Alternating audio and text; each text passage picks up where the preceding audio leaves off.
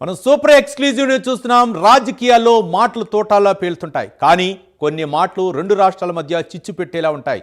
కొద్ది రోజుల క్రితం డిప్యూటీ సీఎం పవన్ కళ్యాణ్ కోనసీమ గురించి సరదాగా చేసిన వ్యాఖ్యలపై తెలంగాణ నేతలు నానా యాగి చేశారు. క్షమాపణలు చెప్పాలని డిమాండ్లతో హోరెత్తించారు. కానీ ఇప్పుడు బీఆర్ఎస్ అధినేత మాజీ ముఖ్యమంత్రి కేసీఆర్ ఏకంగా ఆంధ్రప్రదేశ్ ఏర్పాటు తెలంగాణ పాలిట పెనుశాపం అంటూ ప్రెస్ మీట్ పెట్టి మరీ సంచలన వ్యాఖ్యలు చేశారు. పవన్ ఫ్లో అన్న మాటలకే రాద్ధాంతం చేసిన నోళ్లు ఇప్పుడు కేసీఆర్ నేరుగా చేసిన ఆ తీవ్రమైన వ్యాఖ్యలకు ఎందుకు మౌనంగా ఉన్నాయని పవన్ అభిమానులు, ఏపీ ప్రజలు సోషల్ మీడియాలో నిలదీస్తున్నారు. అసలు నష్టపోయింది ఎవరు? వడ్డించిన విస్తర్ లాంటి హైదరాబాద్ను వదిలి పునాదుల నుంచి రాజధానిని నిర్మించుకుంటూ కష్టపడుతున్న ఏపీ శాపమా, లేక ఈ వ్యాఖ్యల వెనుక కేసీఆర్ రాజకీయ వ్యూహం ఉందా? ఈ మాటల యుద్ధం ఎటువైపుకు దారితీస్తోంది? కాంగ్రెస్ పార్టీ కానీ ఆ తదనంతరం సుమారు దగ్గర ఒక 20 ఏళ్ళు పరిపాలించిన తెలుగుదేశం పార్టీ కానీ పాలమూరుకు చాలా దారుణమైనటువంటి తిరిగి కోలుకోలేనటువంటి దెబ్బ కొట్టిన పార్టీలు ఈ రెండు పార్టీల ప్రభుత్వాలు. ఇది లోకమందరికి తెలుసు. ఆ జిల్లా యాక్చువల్లీ అప్పర్ కృష్ణా ప్రాజెక్టు, భీమా ప్రాజెక్టు, తుంగభద్ర ఎడమ కాలువ ప్రాజెక్టు, దాని ద్వారా ఆనాటికి అన్ని ఫైల్స్ ఉన్నాయి, రికార్డ్స్ ఉన్నాయి. ఏదో ఒకటి స్టోరీ కాదు. 174 టీఎంసీలు నీళ్ళు పాలమూరు రంగారెడ్డి జిల్లాకు రావాల్సి ఉండే. పాలమూరు జిల్లాకు ఆనాటి ప్రతిపాదిత ప్రాజెక్టుల ప్రకారం రావాల్సి ఉండే. ఆంధ్రప్రదేశే ఏర్పాటే తెలంగాణ పాలిట పెనుశాపం. కొంతమందికి నచ్చదు, కానీ పెనుశాపంగా పరిణమించింది ఆంధ్రప్రదేశ్ రాష్ట్ర ఏర్పాటు. మొత్తం తెలంగాణకు, అందులో మోర్ స్పెసిఫికల్లీ మహబూబ్ నగర్ జిల్లాకు జరిగినటువంటి రైట్. గతంలో పవన్ కళ్యాణ్ కోనసీమ గురించి వ్యాఖ్యానించినటువంటి వ్యాఖ్యలు అయితే మాత్రం తెలంగాణ నేతలు తీవ్ర విమర్శలు గుప్పించడం జరిగింది. అంటే కోనసీమకు దిష్టి తగిలిందనేటువంటి వ్యాఖ్యలపై చాలామంది కూడా విమర్శలు గుప్పించారు. మరోపక్క కేసీఆర్, మాజీ సీఎం కేసీఆర్ వ్యాఖ్యానించినటువంటి వ్యాఖ్యలు తెలంగాణ పాలిట ఆంధ్ర ఏర్పాటు పెనుశాపంగా పరిణమించిందని వ్యాఖ్యానించింది. ఈ అంశాలకు సంబంధించి మరింత సమాచారం మా కరస్పాండెంట్ చందు లైవ్ ద్వారా అందించడానికి సిద్ధంగా ఉన్నారు. చందు.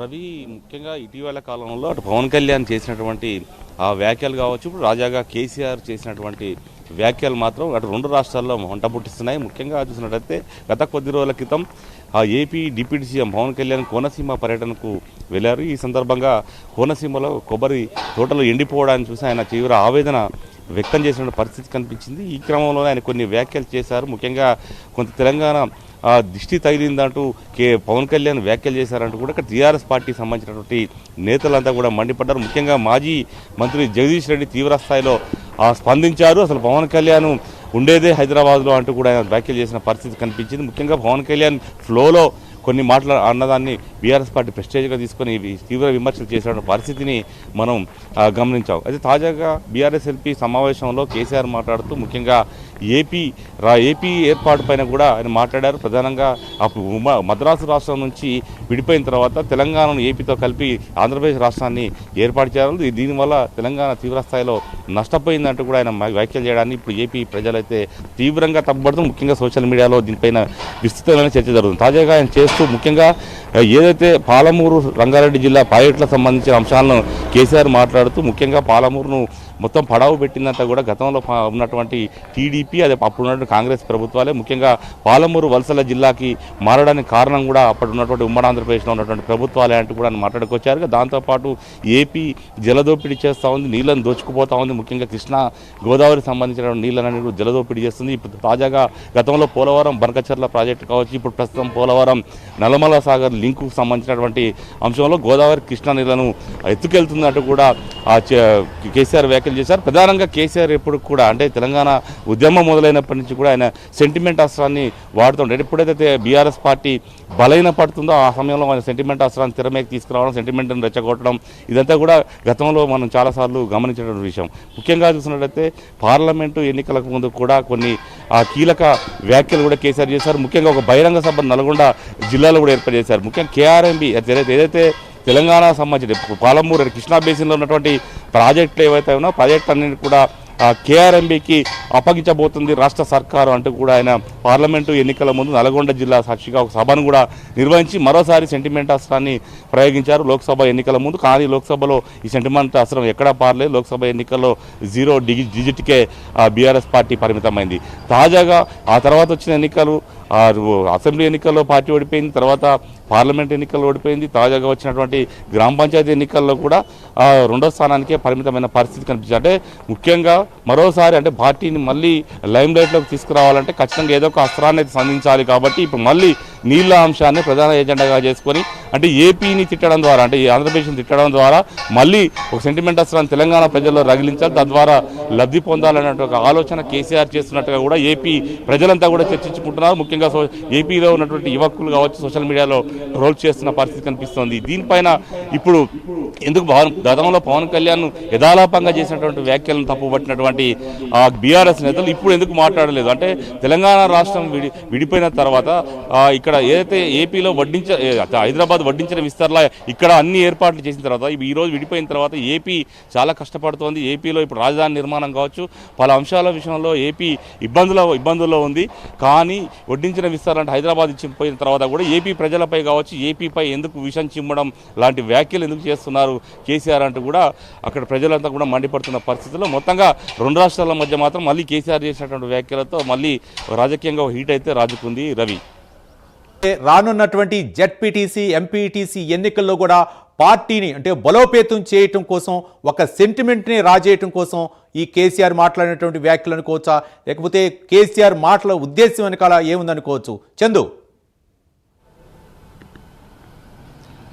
అయితే ఖచ్చితంగా బీఆర్ఎస్ పార్టీ నేతలు ఇప్పుడు ఒకటి ఆరోపణ చేస్తూ ఉంటారు. ముఖ్యంగా ప్రస్తుతం తెలంగాణ ముఖ్యమంత్రి రేవంత్ రెడ్డి. ఎందుకంటే రేవంత్ రెడ్డి గతంలో తెలుగుదేశం పార్టీలో ఉన్నారు. ముఖ్యంగా ఆయన చంద్రబాబుకు శిష్యుడిగా ఉన్నారు. సన్నిహితంగా ఉన్నటువంటి వ్యక్తి ఈరోజు తెలంగాణ కాంగ్రెస్ సంబంధించి ఆయన పీసీసీ అధ్యక్షుడే, తర్వాత ఏకంగా ముఖ్యమంత్రి పగ్గాలు కూడా చేపట్టిన క్రమంలో చంద్రబాబు నాయుడు ముఖ్యమంత్రిగా ఏపీలో ఉన్నారు, ఇక్కడ తెలంగాణలో ముఖ్యమంత్రిగా రేవంత్ రెడ్డి ఉన్నారు. అయితే ఇద్దరు కూడా గురు శిష్యుల బంధం. ఖచ్చితంగా ఈ బంధంతోనే తెలంగాణ ప్రయోజనాలను ఏపీకి తాకట్టు పెడుతున్నారు అనే అంశాన్ని ప్రజల్లోకి బలంగా తీసుకెళ్లేటువంటి ప్రయత్నాన్ని కేసీఆర్ చేస్తున్నట్టుగా మనకు చాలా స్పష్టంగా కనిపిస్తోంది. మరోవైపు రానున్న ఎంపీటీసీ జెడ్పీటీసీ ఎన్నికలన్నీ కూడా గుర్తుపైనే జరుగుతాయి కాబట్టి ఖచ్చితంగా ఆ ఎన్నికల్లో మెజారిటీ జెడ్పీ పీఠాలు కైవసం చేసుకోవాలి. తద్వారా రానున్నటువంటి అంటే భవిష్యత్తులో వచ్చేటువంటి జనరల్ ఎలక్షన్లో మళ్ళీ బీఆర్ఎస్ అధికారం రావాలి అనేది కేసీఆర్ ఆలోచన. ఈ క్రమంలోనే ఇప్పుడు ఎన్నికలు ఉన్నాయి కాబట్టి దీంతోపాటు జీహెచ్ఎంసీ ఎన్నికలు కూడా రాబోతున్నాయి.